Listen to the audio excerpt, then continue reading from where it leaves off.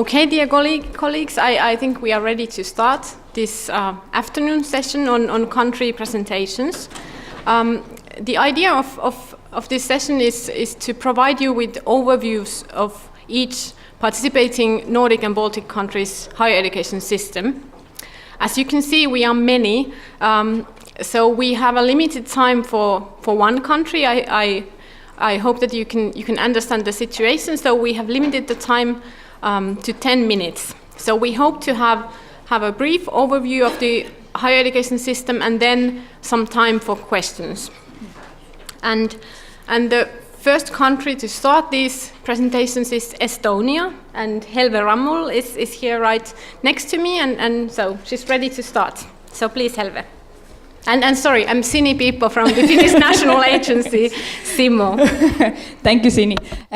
Good afternoon from my side as well. I'm happy to see so many of you after such a lovely dinner, and for us still have really nice weather. But let's have a quick look about this tiny country called Estonia. As you might know, have you seen maybe it on the map? It's slightly smaller than the United States of America, for example, and it also holds a less population, and it's probably not as well known as well. So Estonia, if you take the size of it, it's slightly bigger than the Netherlands, for example, but the population is around 14 times less. So it's 1.3 million people living in this country. The capital of Estonia is Tallinn, and it is more or less the half of the population lives there. We use euro as a currency, and we are members of European Union, of course, also part of the Schengen area and NATO. We have around 3,000 degree students, foreign degree students, and every year we also host around 1,500 short mobilities. Since few years, the education in Estonia is free if you study in Estonian. But we have quite many international programs, but you can also study in English. The current situation is that the student population is decreasing. The degrees last year was quite remarkable, 7%. So I hope, therefore, we have more opportunities to take students from abroad to replace the Estonian students.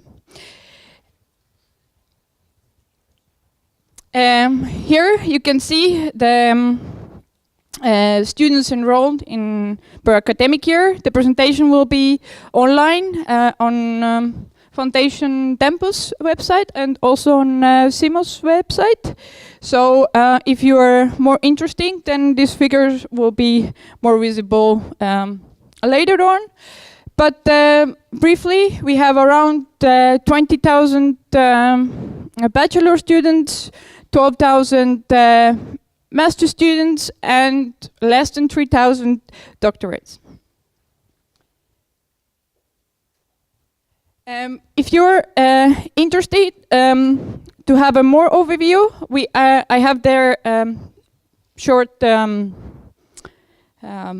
leaflets for the universities we have, and also you can find, this is a website of the Ministry of Education. All the Estonian universities are listed there, and with links, so you can easily find the contacts of your partner.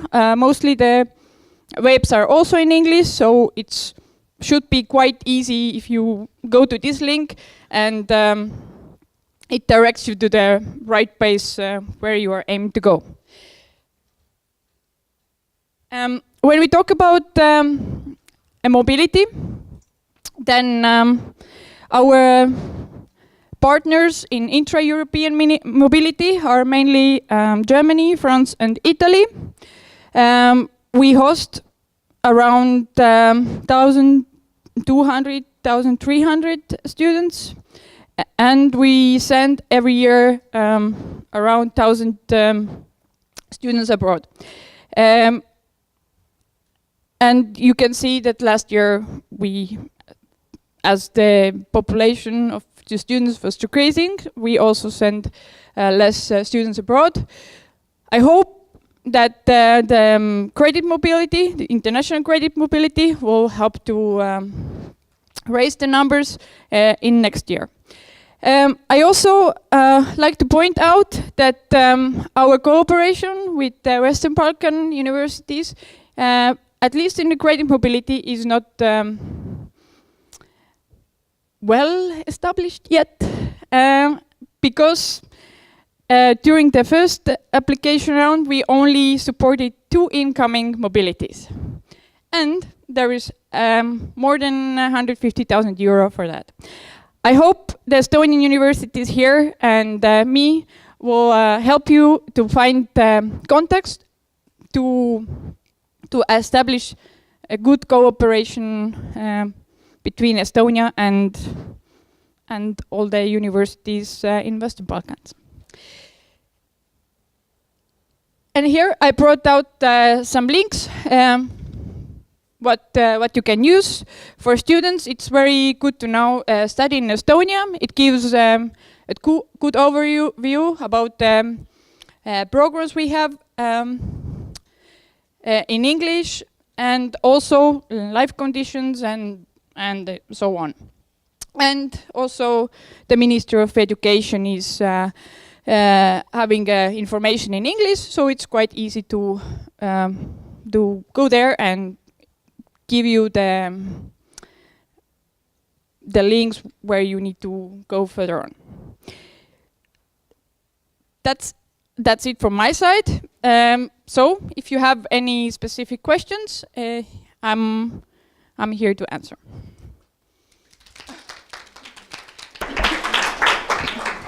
Okay, amazing, Helve. You did it in less than 10 minutes, the higher education presentation for Estonia. So do we have questions for Helve? Don't be shy, don't be shy. I actually have one question, because you mentioned that the number of students has diminished. What is the reason for that? I think the population is just also decreasing every year, and I think it now reflects already in student population as well. Okay. Yeah. If there is no questions, I give the floor to my Nordic colleague. Yeah. Thank you. You.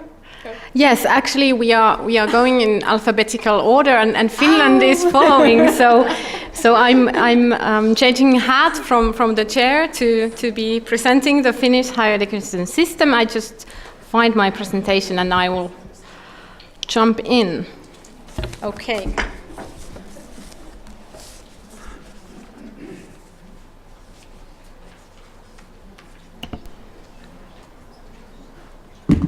So here we go. So I'm from the National Agency of Finland for the Erasmus program. We have all the sectors of the Erasmus program under the same roof. So it's called Center for International Mobility, CIMO. And I'm Sini Piippo. I work in the Erasmus Plus higher education team as the international contact point. So the international actions such as Erasmus Mundus, joint masters and capacity building projects and international credit mobility, I work with these actions. And I already on the first slide I just added the central links for you to find more information. So maybe I can mention them already at this point. So Study in Finland website that provides a lot of information about studying in Finland, mainly aimed at students. But as higher education institutions, you can find useful the database of studies provided in English. So that's something that might prove useful for you. So you can find the partners who are providing English language studies at your study field. And then also the website of SIMO in English, providing, for example, statistics of international mobility from and to Finland. And then my contacts. So in all the questions that you might have in your mind, then you are welcome to contact me. So, and you can see Finland on the map here. So if you're not familiar with the country, so it's up in the north, a small country. So here you can see the Finnish education system, the whole system, including the higher education. And I'm going to focus on higher education. So as you can see, we have a dual system in place. So it includes research-based universities here on the left side, providing bachelor, master, and doctoral level education. Then we have the polytechnic or universities of applied sciences side on the right. They are providing bachelor degrees and also master degrees, but there's a specific aspect of these master degrees that you have to have 3 years of work experience between the polytechnic bachelor's degree and before continuing to the master degree. This is something specific for the Finnish system, but I'm happy to tell you more about that. So here's the general picture of the education system. So I will go in more detail, so in such a detail that is possible in 10 minutes in the following slides. So for the universities, the research-based university that were placed on the left side on the last slide, we have 14 of them. They, as said, they are research-based. They provide the education based on research.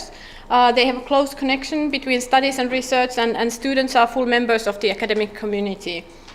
And they are quite international. So almost 7% of all full degree students were internationals in 2014. And as we saw on the last slide, on the previous slide, the bachelor, master, and doctoral level degrees are provided at these universities. They are mostly state funded, so they are subject to private law, but as the greatest part of the funding comes from the state, they are seen as a public institutions in Erasmus Plus calls, for example.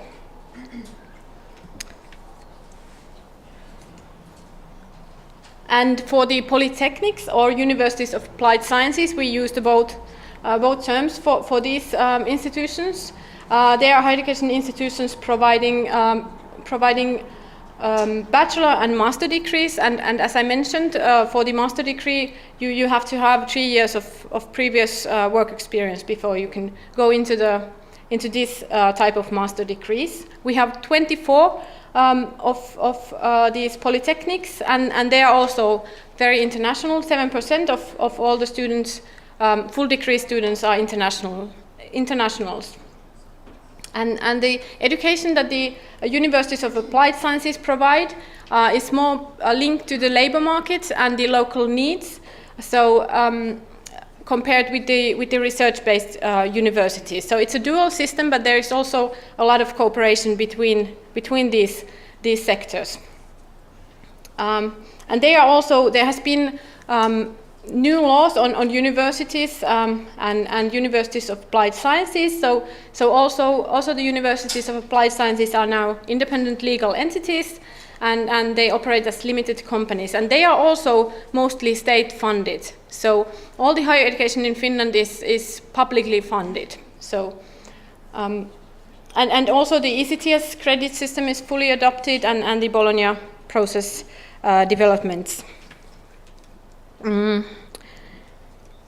So maybe a few words just for the what has been happening in the higher education sector in Finland with these new legislations for the universities in 2010 and for the universities of applied sciences in 2015 actually. So they have become more autonomous regarding especially finances, and that the goal is to make them more competitive and innovative and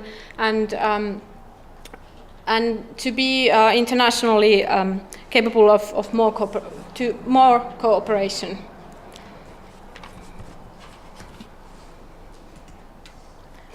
Then we have a lot of programs provided in English on bachelor level, on master level, and also on doctoral level. We publish from CIMO each year this publication that I unfortunately already ran out of here at this event, listing all the programs provided in English. So it's also available as a PDF. So if you're looking for partners and would like to know which programs are available on English, so this publication might prove useful for you. So we have a lot of programs in English and on a lot of academic fields. So I think that for many of you can find an interesting partner in Finland. And actually, then I have just 4 slides that they are pictures of the situation of international credit and degree mobility in Finland. So these slides, this and the next one, have information on the same slide about the credit mobility and degree mobility. And this is from Finland, how it has been developing. So on the left side, how many students from Finland in numbers, in actual numbers. So outgoing mobility from Finland. You can see the actual numbers here. The green one is exchange period, so credit mobility, and the blue one is degree mobility. And then there is a comparison, so it's outgoing students compared to the total number of students studying at the higher education institutions. These numbers include both sectors, so universities and universities of applied sciences. So there has been quite steady increase in the numbers. And then to Finland, so incoming mobility to Finland. Again, it's the green one with the credit mobility and blue one with the degree mobility. And you can see that as we just mentioned about the different sectors, how many percentages they have the international students. So in average, it's 6.5%. And just on 2 slides to conclude, the top 5 countries. So this is for credit mobility. The darker green is incoming, and the lighter is outgoing. And this is the degree students. So most of the degree students, so studying a full degree in Finnish higher education institutions, come from Russia and China, also Vietnam and Nepal. They are big countries as incoming degree students, and also from Finland, the students going abroad for a full degree. So this is just to give you a really short overview of the situation. So, and that's actually end of my presentation. I'm happy to answer any questions. Thank you.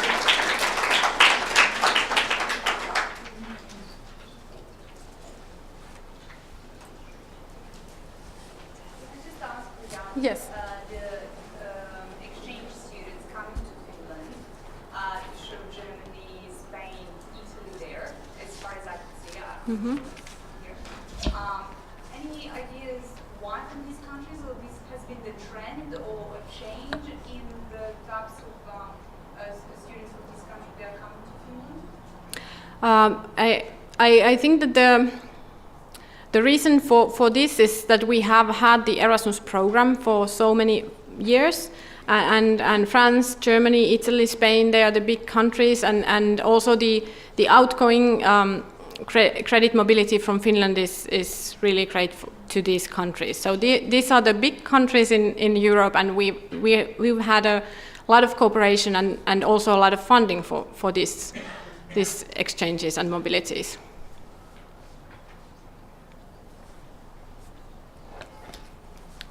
Okay, so in case there are no... Question. Yes. You marked in your presentation that the PhD program lasts for 4 years. Is it like for all programs or just some? Well, it's this is the general presentation, just to give you an idea. So there might be some specific cases. Oh, okay. Yeah. So there's no regulation by law that it has to be 4 years or something like that? No, and also there has been a lot of, at the Finnish institutions, there has been a lot of flexibility regarding the length of studies. So it could be formally 4 years, but in practice the students can stay longer. Yeah. Okay, so I'm back being a chair, and so we can continue with Latvia actually, and we have from the Latvian Erasmus Plus National Agency, Ms. Antra Mengele, who will present Latvia. Just a second.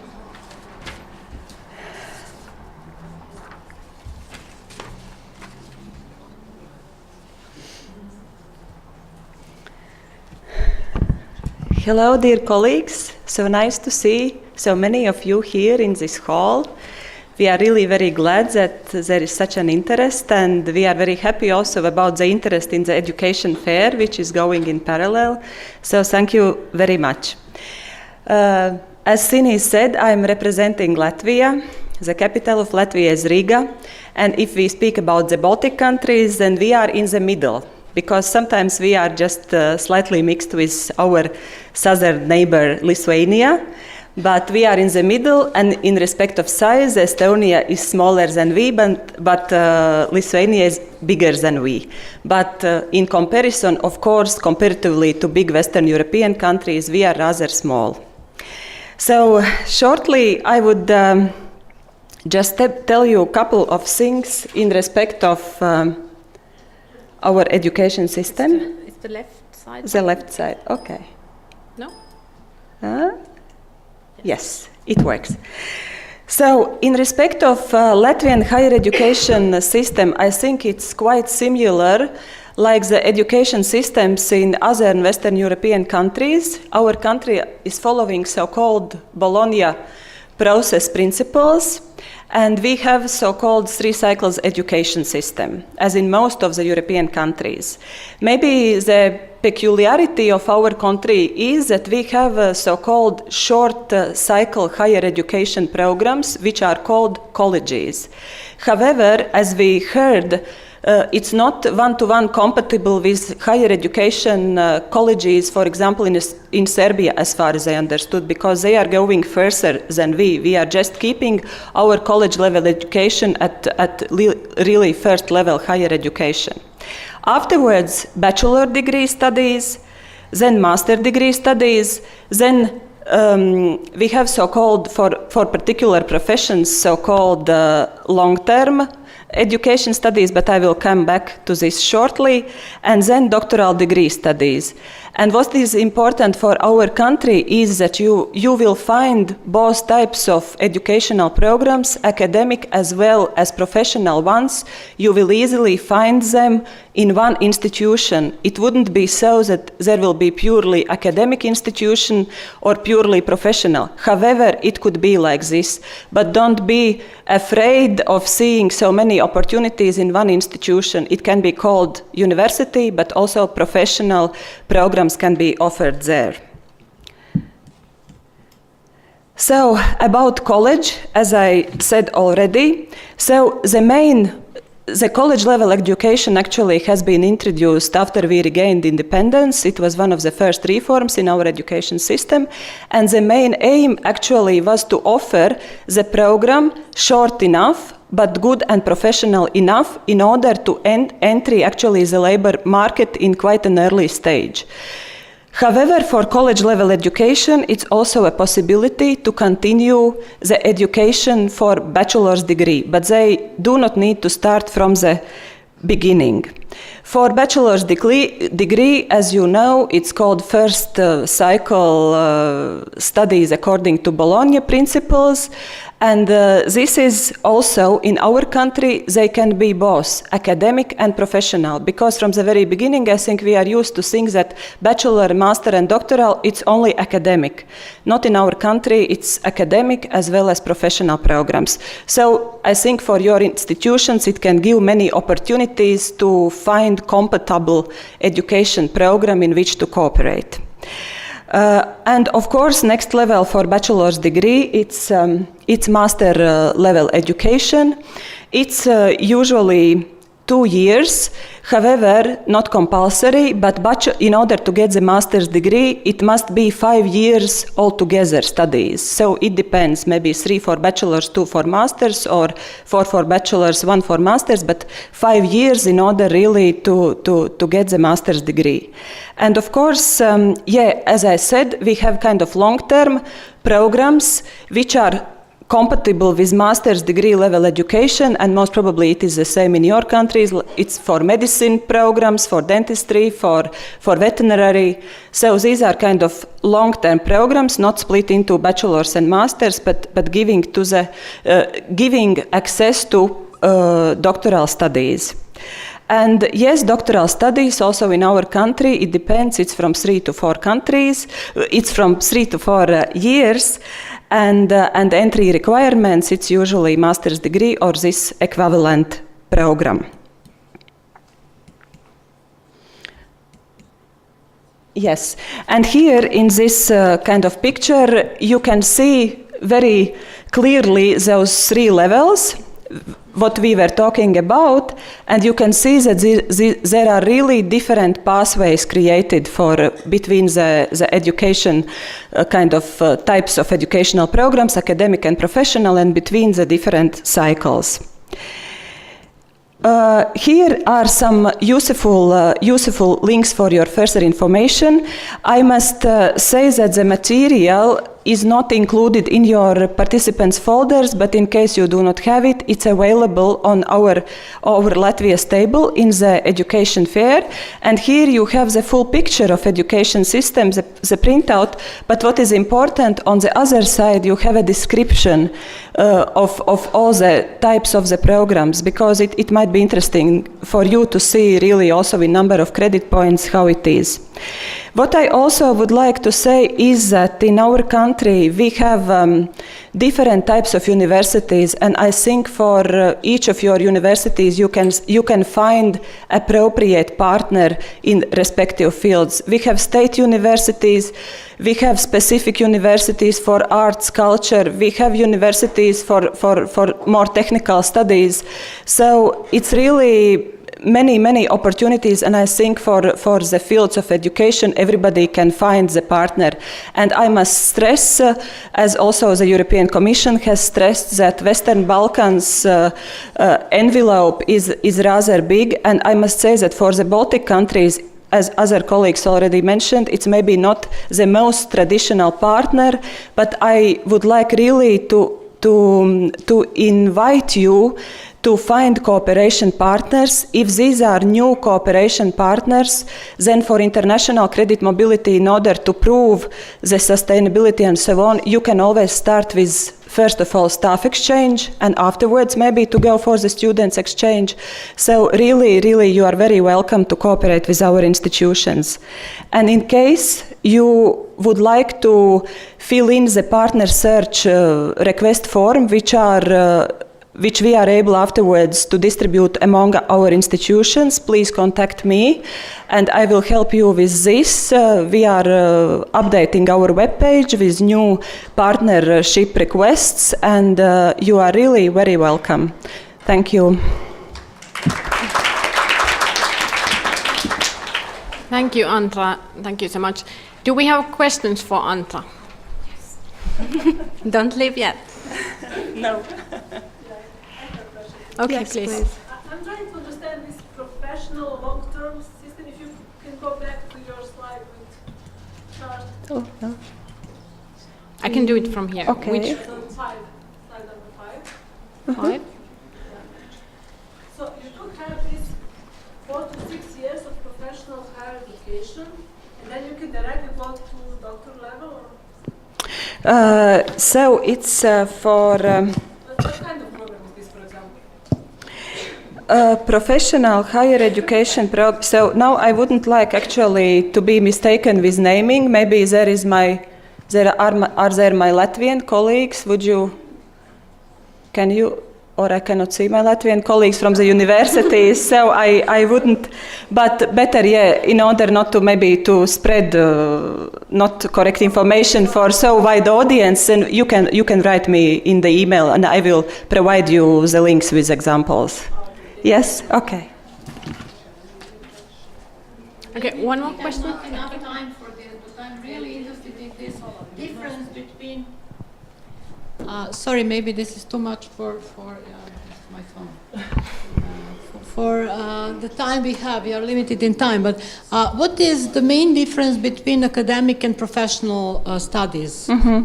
So usually the very basics when you are speaking about academic and professional is that academic education would be more scientifically oriented. However, professional one would be the applicable knowledge with longer practice periods, with more emphasis on practical knowledge and application of the practical knowledge. I would call it as the main difference between academic and professional.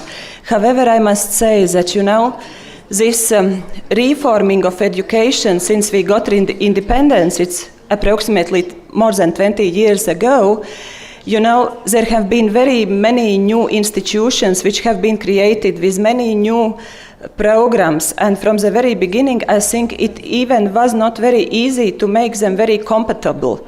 And therefore from this picture you can see that we have really now different programs at different levels, and now I think that at state level they try to do their best for the sake of the student to find the pathway for him or her not to repeat again something from the very beginning, but to go further. And I must say also that legally we have in force also so-called recognition of prior learning, which can be also professional recognition of your professional knowledge. I think it is very important. Yes, it is important, and it's legally in force in vocational education as well as in higher education, and it's possible to submit the documents according to the procedure of higher education institution, and to get also your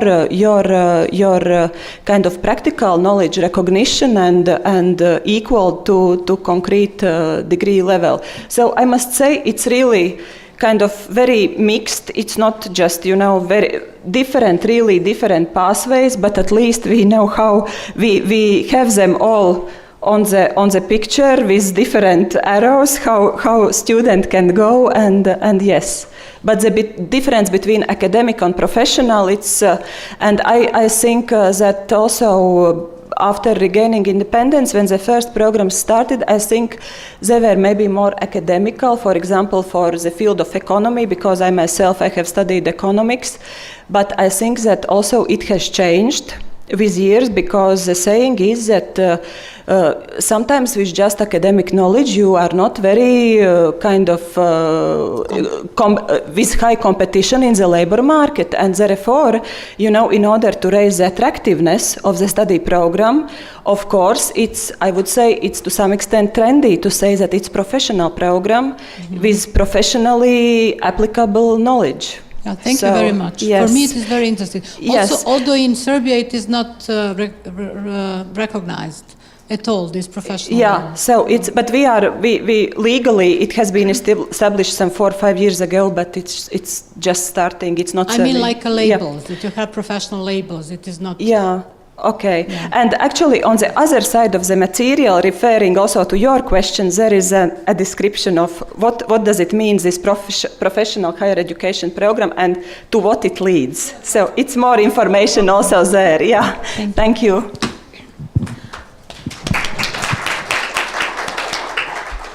Yeah, I just wanted to mention about the materials. We have produced these fact sheets, really short overviews of the higher education systems of each Baltic and Nordic country, and also the PowerPoints. So we are going to make them available for you after the event, so you can use these materials. Another thing that I wanted to mention, that as you can see on the list of countries that are now presented here, as the Nordic and Baltic countries, you are missing Denmark. So unfortunately, the NA colleague from Denmark was not able to join us here in Belgrade, but we have some materials covering Denmark as well. So they will be in any case included in the materials, and they are also available as prints, if not already run out from the Danish table. So that's for your information. And now we continue with our dear colleagues from Lithuania. It's Greta and Donata. Please, and I need your advice on, should we go for the video or? No, we should go for the presentation first. This one.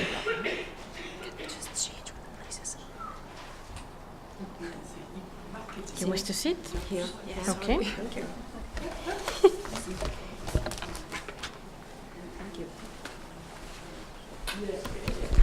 So hello everyone. Hello. My name is Greta and this is my colleague Donata, and we represent Lithuania National Agency that is called Education Exchange Support Foundation. And in a very brief and short actually presentation, we will try to persuade you to choose Lithuania for your future cooperation as one of the country. So just very main survival facts about our country. The capital is beautiful city of Vilnius. Our official language is Lithuanian. We are a small country, one of the smallest countries in Europe. Our total area is 65,000 square kilometers. Our population is also not very big. According to the latest estimations, it's 2.9 million. Our currency is euro from 2015. And of course, we are a part of NATO, of course, EU and the Schengen area. Lithuania also and Lithuanians can be regarded as a very educated nation, and I'll tell you why. The statistics show that 93% of Lithuanians have obtained secondary or higher education, whereas the EU average is 70%. 65% of all of our school graduates, they choose to continue education in universities and colleges. And 92% of Lithuanians speak at least one foreign language, and 52% speak at least two foreign languages. So we are a small country, but languages we speak. Also, our women are very educated. According to the statistics that were carried out, I think, in 2012, 92% of women population in Lithuania at the age of 25 to 64 years of age have a secondary or higher education. So this is a number one in the European Union, actually. So I think I persuaded you that it's not an overstatement. Lithuania indeed has long traditions of higher education. Also, we have some significant facts about higher education in Lithuania. We have the oldest university in the Baltic states and one of the oldest universities in Northern Europe, Vilnius University, maybe you already know it. Then we have 23 universities and 24 colleges. Also, we have 5 scientific valleys, which integrated research, studies, and business centers. And Lithuania is a member of Bologna system, so you definitely know that it's transferable system, transferable credit system, internationally recognized diplomas, and so on. Okay, the higher education system, this might look complicated, but I will just tell you shortly that studies at higher education institutions in Lithuania are carried out according to a degree or non-degree study programs. And actually there are 2 types of study programs, university and colleges. College studies are actually oriented towards preparation of professional activity, whereas the university studies are oriented towards preparation of theoretical preparation and actually research, as it was discussed before. So studies are organized in 3 cycles. First cycle is a professional bachelor degree studies that can be obtained in colleges. In universities, undergraduate bachelor degree studies can be obtained, and also in universities, seminaries, and academies, master degree studies as a second cycle, and of course, a third cycle, postgraduate degree studies. We also have integrated studies. These are studies where the first and second cycles are combined as a continuous study program. This is medicine, in some cases it's law, and the students, they get the master degree right away.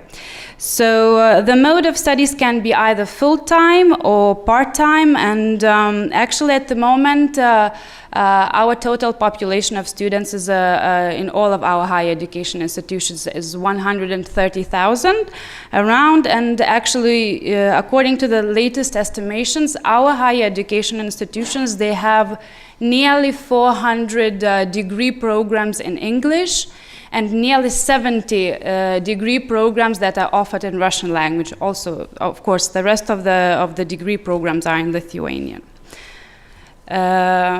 Of course, our institutions, as well as the other European Union institutions, they are very active participants in the EU programs, such as an Erasmus, Tempest, Erasmus Mundus, and so on.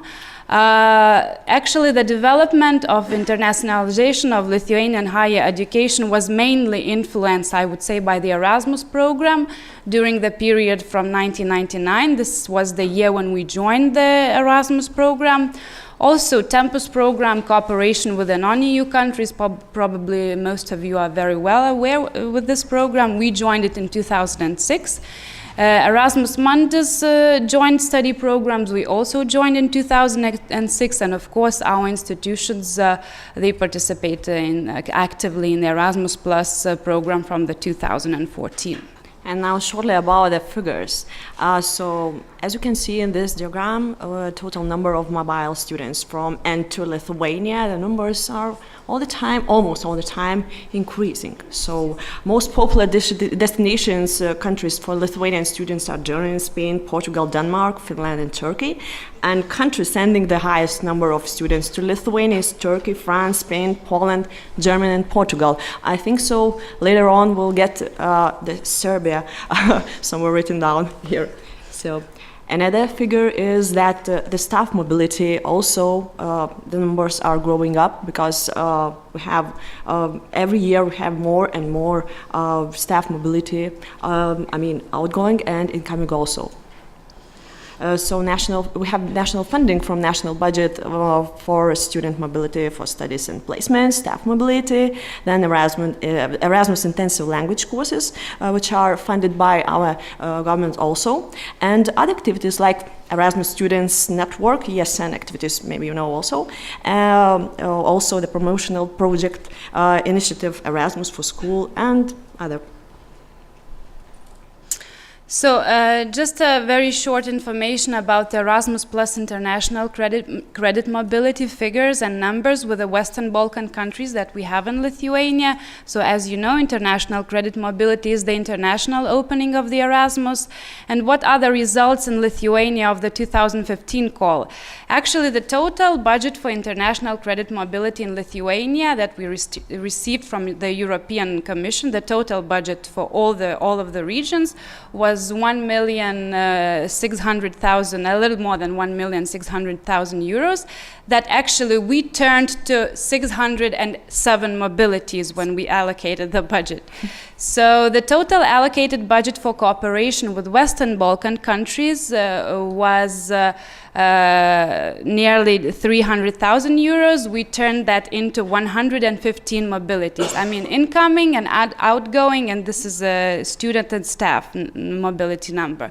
So with Serbia, 5 of our higher education institutions, they have cooperation with Serbia under the International Credit Mobility Project, and this makes 50 mobilities, 28 incoming and 22 outgoing. With Kosovo, we have 1 higher education institution institution in Lithuania that has mobility flows with 12 mobilities, 9 incoming and 3 outgoing. Albania, 1 Lithuanian higher education institution received funding for 8 mobilities, and Bosnia and Herzegovina, we have 4 Lithuanian higher education institutions that received funding for cooperation with Bosnia and Herzegovina. 45 mobilities in total. Also, during the years, we are participating in the Tempest Projects. These are on the left side, you can see the figures, the projects coordinated either by our higher education institutions or involving our higher education institutions. And on the right side, this is Erasmus Plus capacity building in higher education results. So we have 11 projects in total, and only 1 coordinated by our institution, and 10 projects we have where our institutions are performing as partners. Cooperation between Serbia and Lithuania under the Tempest program. Actually, Lithuania higher education institutions participated in 2 Tempest programs as partners with Serbian higher education institutions. So one project was coordinated by the University of Kragujevac here in Serbia, and our partner was Vilnius Gediminas Technical University, and another project was coordinated by the University of Arts here in Belgrade, and our institution was Lithuanian Academy of Music and Theatre. So really that's about it, and to sum our presentation up, we would like to show you a very short movie about studies in Lithuania, because we as a national agency, we created it in order to promote studies for the foreign students, basically for recruiting students. Yep. According to statistics, the European Union not only has the tallest people, but also the highest level of education and quality of studies. However, these 28 countries are distinguishable from one another not only by their food. Let's take Lithuania as an example. Though there are almost 3 million inhabitants, they have 5 million active SIM cards. In addition, they use one of the fastest internets in the world. And though Lithuania is more than 1,000 years old, its inhabitants are very modern. You can find every 3rd Lithuanian on Facebook. It's one of the smallest countries in the European Union, yet it is 4th in terms of people who have higher education. 1 out of 4 people have a higher education degree. Education has a long tradition in Lithuania. One of the first universities in Central and Eastern Europe was founded in Vilnius in 1579. One of its graduates, Kazimieras Simonavičius, later created the multi-stage rocket. Over the last few centuries, 20 scientific centers, 23 universities, and 24 colleges have been founded, which have more than 160,000 students, with 4,000 of these being foreigners. That is only 2.5%, but this number is growing by 15% every year. Students come to study at Lithuanian universities from 89 countries. The desire for knowledge attracts students from different continents and countries.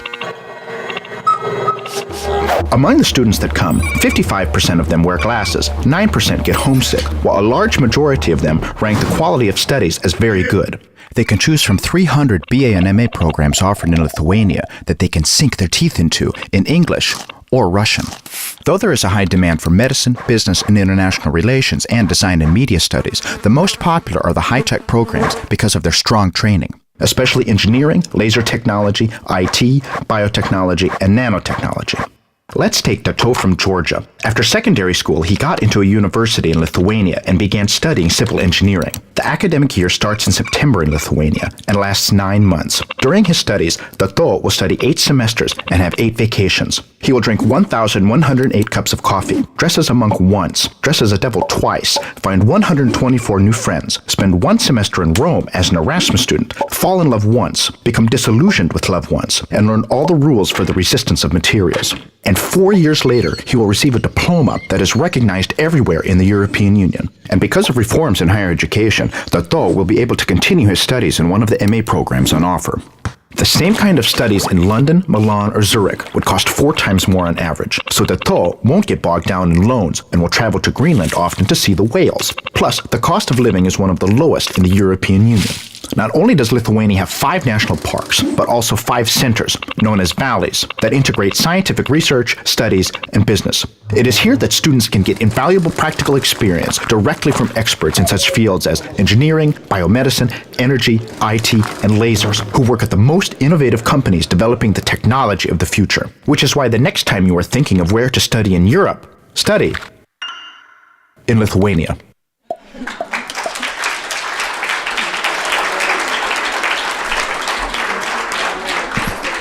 Thank you for your attention. If we have time, so we can take a few questions. Thank you. Yes, do we have questions for Greta and Donata? Okay, everything is clear, probably, with the supplement of the video. Yeah. So if you have some questions, just, you know our contact, so just feel free to write us, okay? I just will add one thing, that here in this contact seminar we have 12 Lithuanian higher education institutions that came here. So we are one of the biggest delegations on this event, so please use it. So if you need to establish contacts or you need more information about our institutions, we are here, we will be here, so please let us know, but also I wish you to actually have a very fruitful cooperation with our institutions as well. We have 12 of them here, so.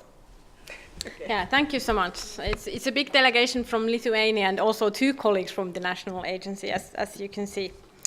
We are continuing with Iceland. We have the dear colleague of Sigridur Vala Vignisdóttir. I hope I pronounce it right. I will find your presentation and please take stage.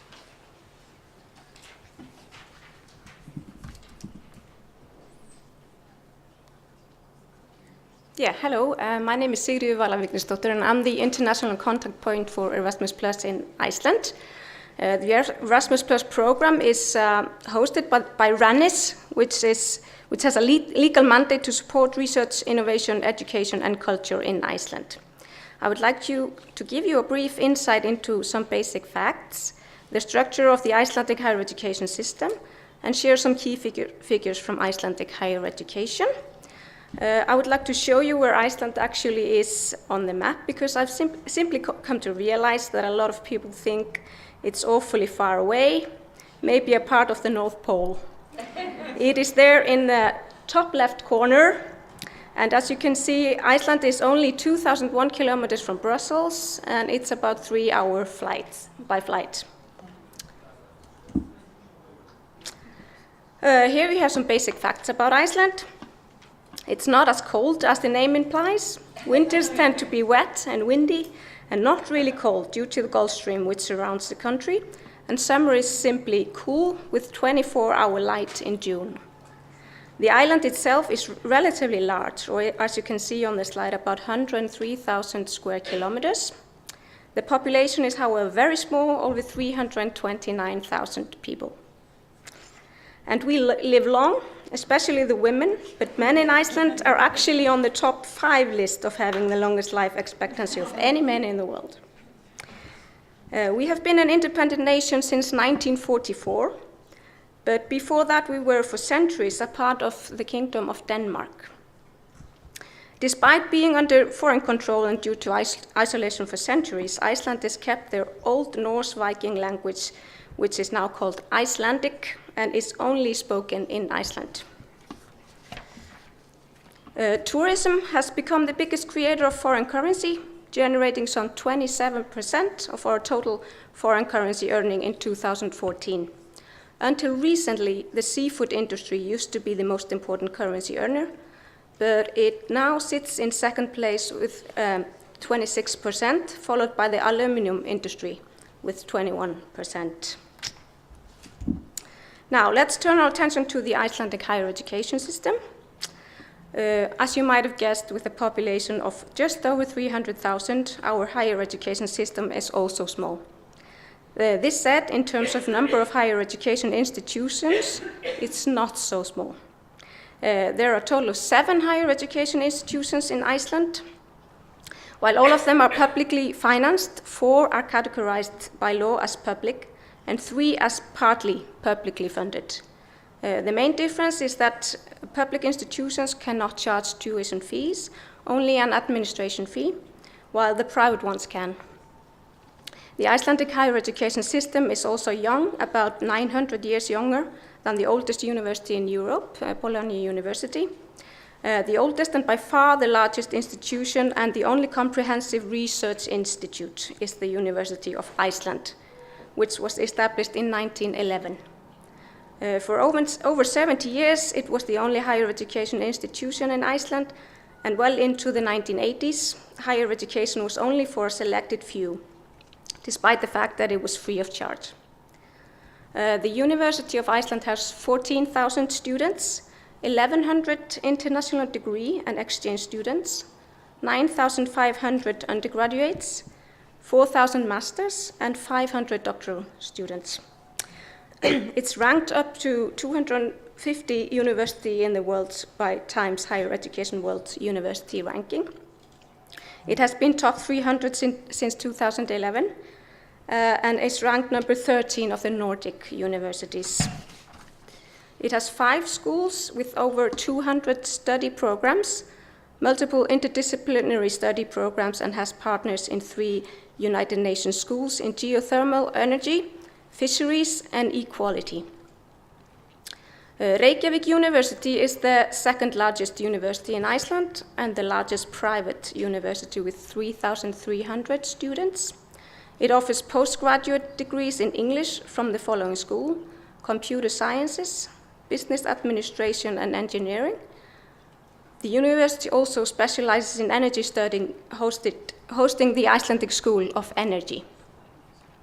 The University of Akureyri is situated in the north of the country. It has 1,900 students and specializes in fisheries science and issues related to the Arctic, such as polar law.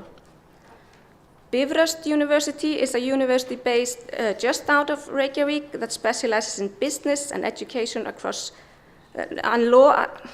business and law, and offers a range of courses across bachelor and master studies. The Agricultural University is also a university based just out of Reykjavik.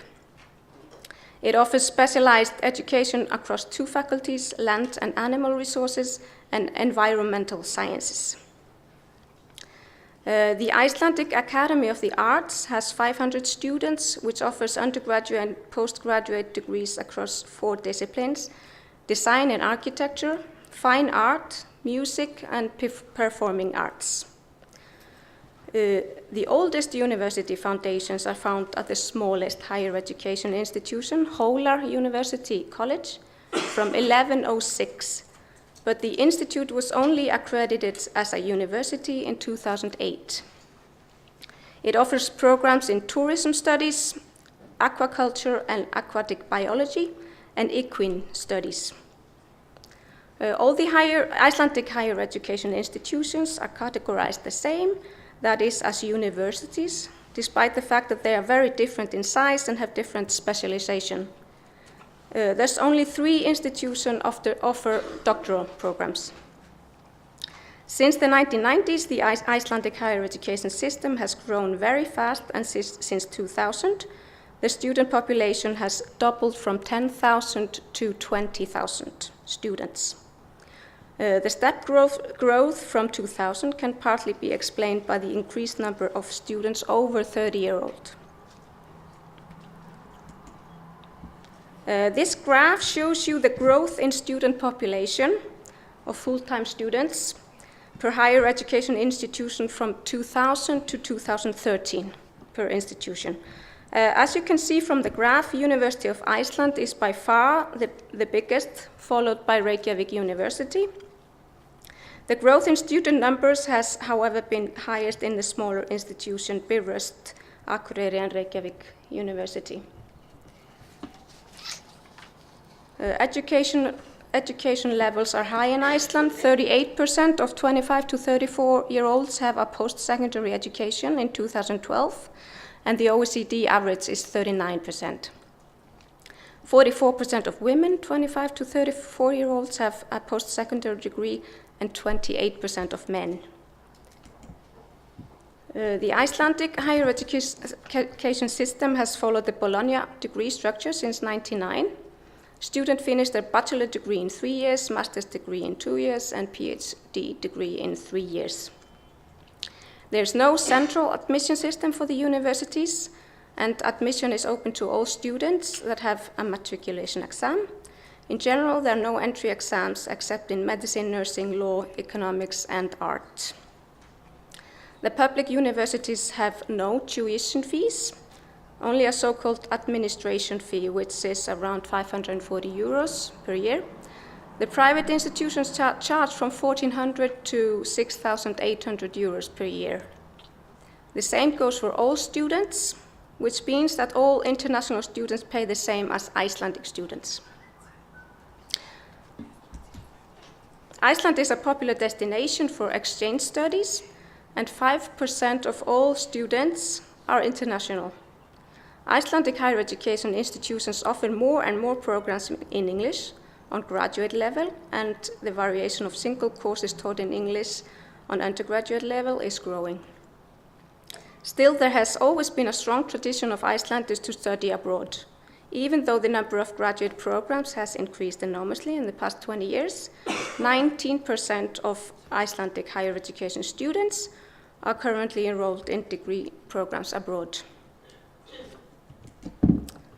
This picture clearly states how Icelandic higher education institutions benefit from student exchanges from 1992 till the present day.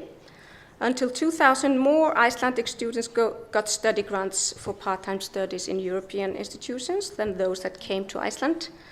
But since 2004, we receive more international students than those that go abroad. It's even so that nowadays Erasmus Plus incoming students are half as many as outgoing. Now, thanks for listening, and here's my contact information.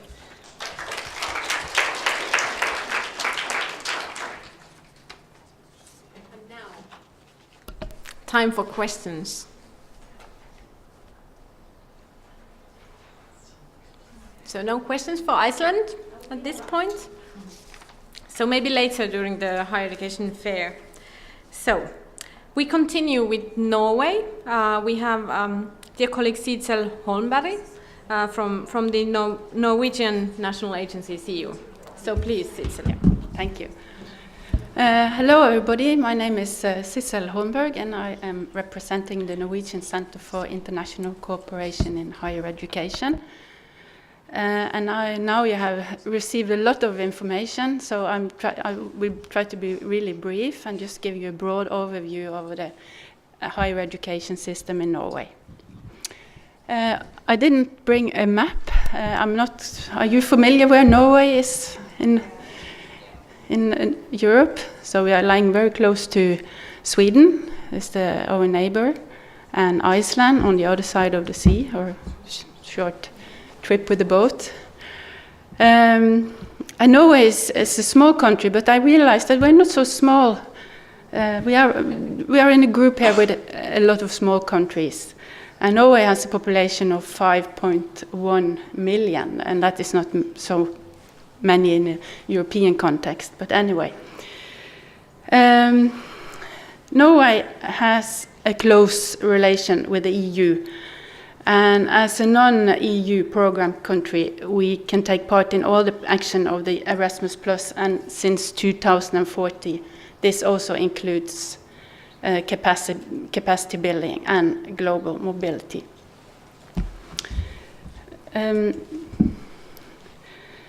Education for all is the basic principle for Norwegian education, for the Norwegian educational system. And according to the law, every child is entitled to a minimum of 13 years of education. The Norwegian educational system mostly comprises public schools, university colleges, and universities. And compulsory schooling is 10 years, and the children start the school at the age of 6. Everyone between 16 and 19 has the right to 3 years of upper secondary education, qualifying for higher education or leading to vocational education.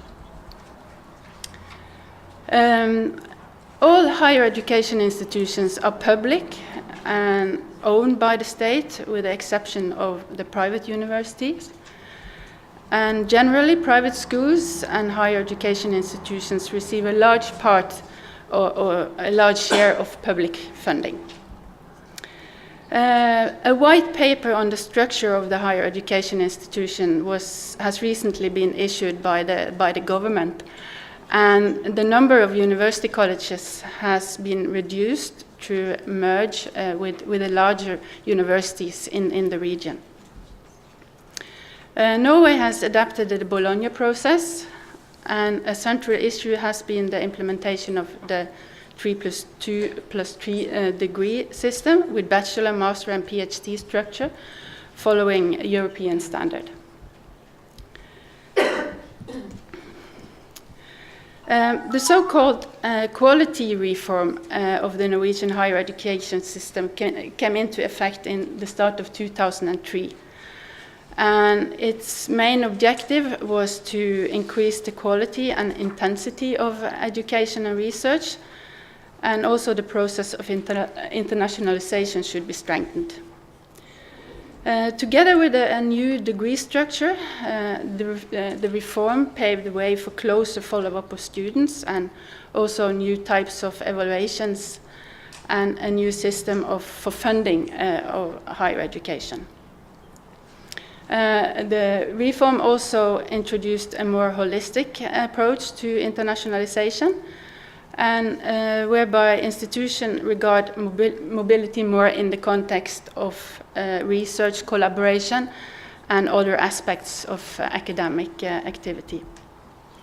Thus, this quality reform paved the way for new forms of internationalization in higher education, in addition to student mobility, and which has so far played a central role in the internationalization of higher education in Norway.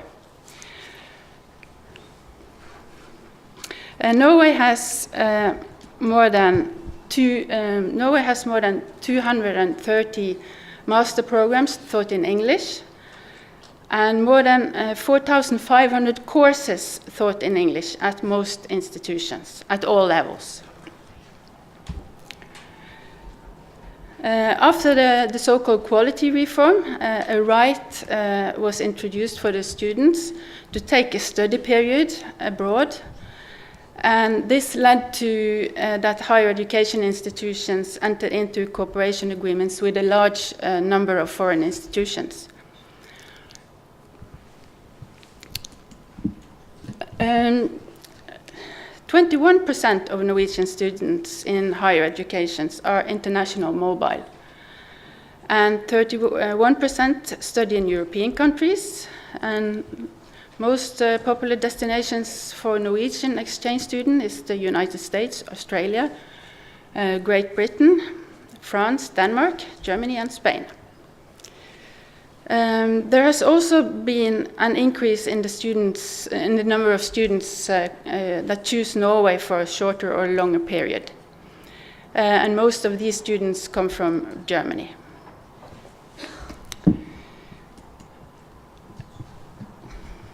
In connection with the reform, the Norwegian Center for International Cooperation in Education, which I represent, was established in 2004 to support the work of the higher education institutions on internationalization.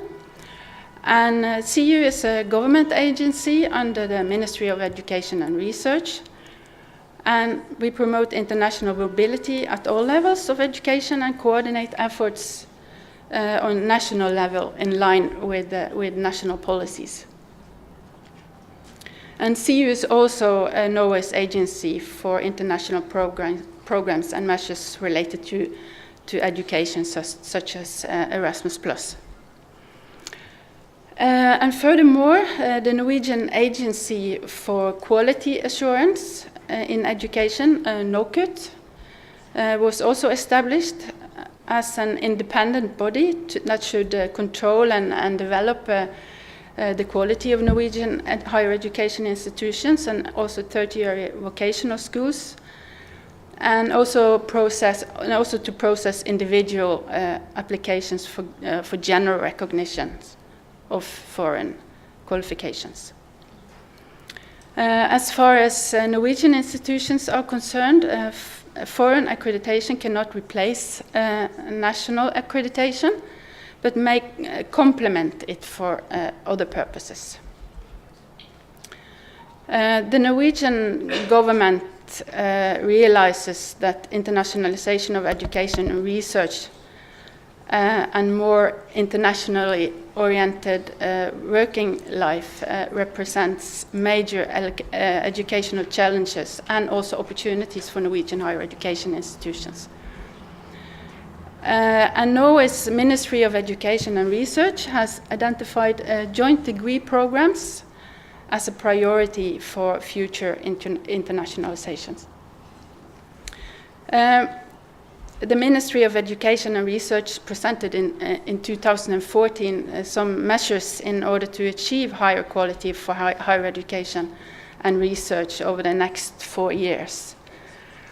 And the government want to look at how funding can strengthen the quality of higher education and research, and also how and Norway should also try to develop more leading research.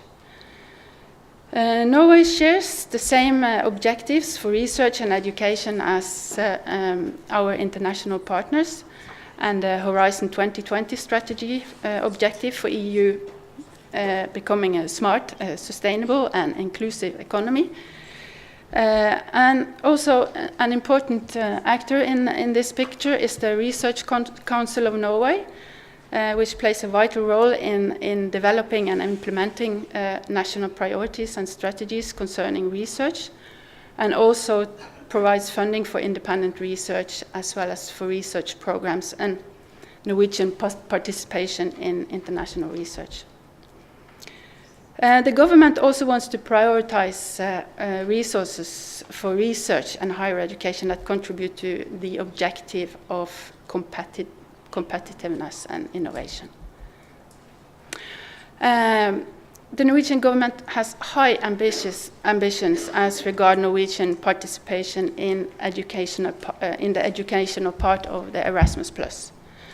And the higher education institutions in Norway should use all the available measures in the program. And it's also a goal to increase the participation compared to previous years. And this comprises an increase in the number of applications to key actions such as capacity building and mobility. And we hope to see more project proposals, including collaboration between Norwegian and Western Balkan higher education institutions in future call for applications. And there's also an aim to increase the synergies between national measures that Norway has and the Erasmus Plus and the linking to the Horizon 2020 when this is relevant.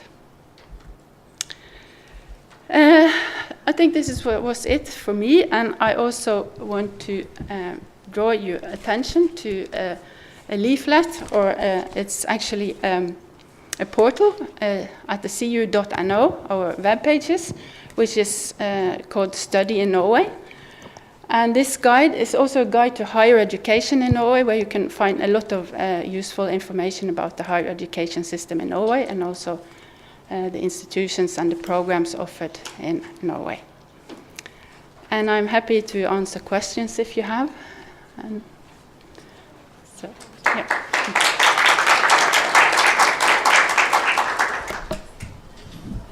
Is there a question? Okay, please. Programs in English, taught in English. Yes, we have 230 master degrees actually taught in English, and also a whole range of courses taught in English. So that's, yeah. Okay, thank you. Thank you, Sitzel. And now we have announcement from the organizers? Just a small housekeeping remark for all of you who are joining us at the Finnish embassy. I would just like to remind you, for one, to be in front of the hotel at 6:45, and for entire group, just an information that cocktail will be served at 3:45, and that's a new thing in the Ivo Andrić conference room. So after we are done here, we would like you to invite you to join us there for a small cocktail. Thanks. Okay, thank you for this excellent news about the cocktails. And as you can see, we have one country left. It's not a Nordic or Baltic, but it's France. It's a pleasant addition to our contact seminar. So Hélène Pinaud from the French National Agency will join us in just a second.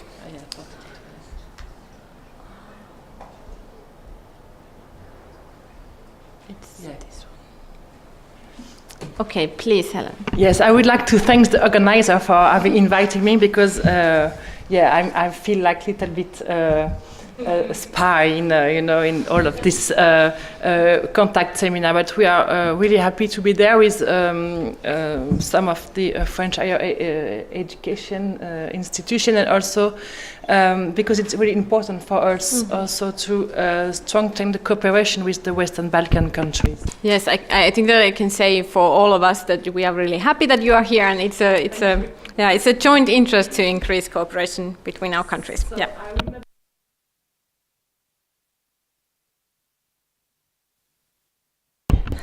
To present you briefly the French higher education system, we are under of course the three-cycle system since 2002 in almost all of the sectors of education. We used also the ECTS, of course, and our system is organized, is divided under three cycles: license, master, and doctorate studies. Since the last 10 years, we have different law. One is about the freedom and responsibility for universities that make a lot of change about the autonomy of universities, and also new responsibility for rectors at financial and human resources aspects. So this is quite important also for the capacity building project, because we can share our also expertise on that topic.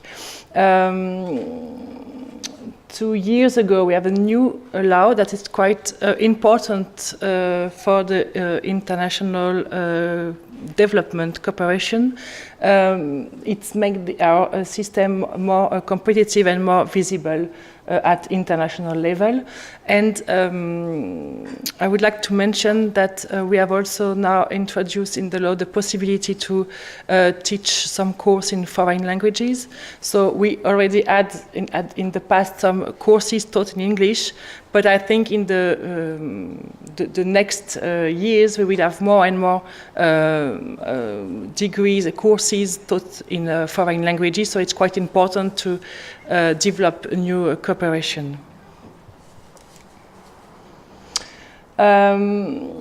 The system, the French system, is a little bit maybe complex. We have a wide diversity of institutions, different types, different statutes. We have public, private institution under the responsibility of various ministries. I was talking with the School of Arts, that for instance the School of Arts are under the Ministry of Culture, some of engineering school are under the Ministry of Industry, so you know it's also different, and most of them are under the responsibility of Ministry of Higher Education, of course. So we have university, engineering school, business school, and also specialized school like architecture, for instance, journalism, and so on. We have more than 4,000 higher education institutions, including short cycle, like in Latvia. We have a short cycle institution that they are taking part of the Erasmus Plus program. What is important is that we have more than 1,000 higher education institutions that hold an Erasmus charter. So it's important because it means that you can cooperate with more than 1,000 French higher education institutions under the Erasmus Plus program.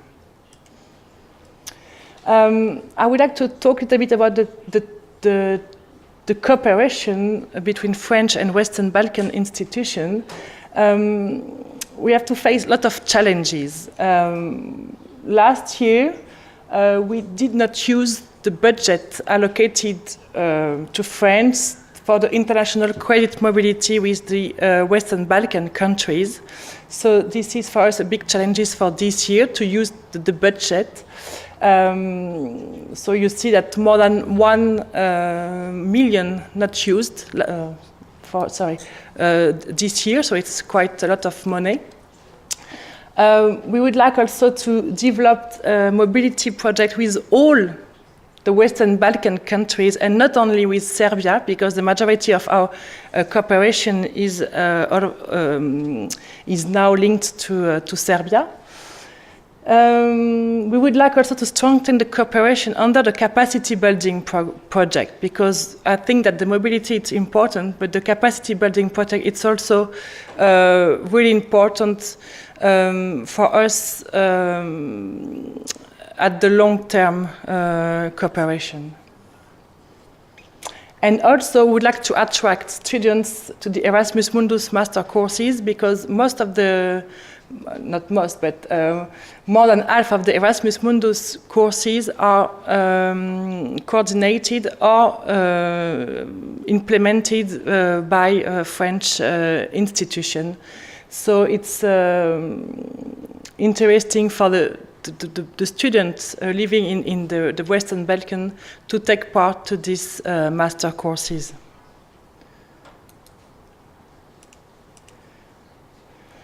So to try to develop this cooperation and to strengthen the cooperation, we organized an information campaign, and this year we will organize in Bordeaux, in France, the information campaign and focus on the Western Balkans. So we hope that the next year that we will have more projects under the Erasmus Plus with the region.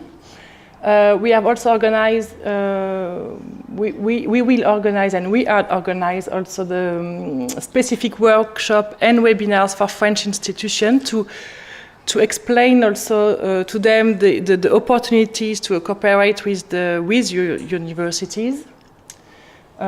And also I would like to say that it's important for us to cooperate with the French Ministry of Higher Education, the French embassies that they are in the Western Balkan countries, because they are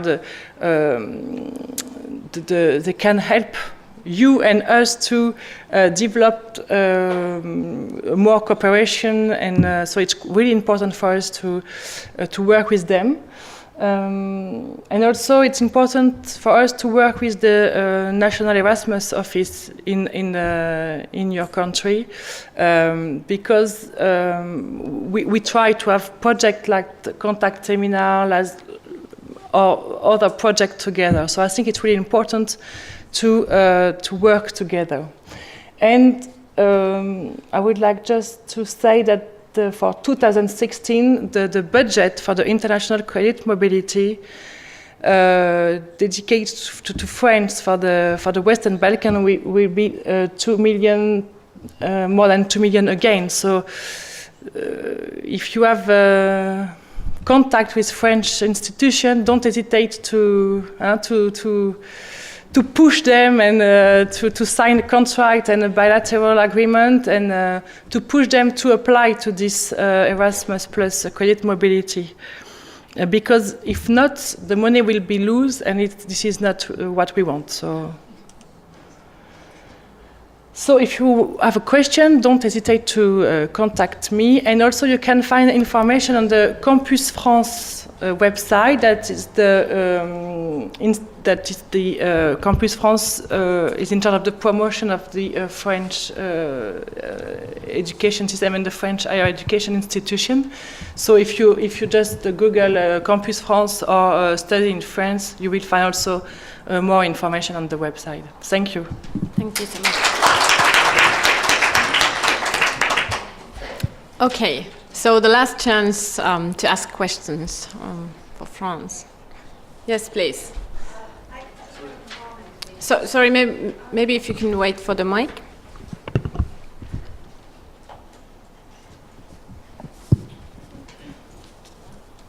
Okay, a question from the University of Novi Sad.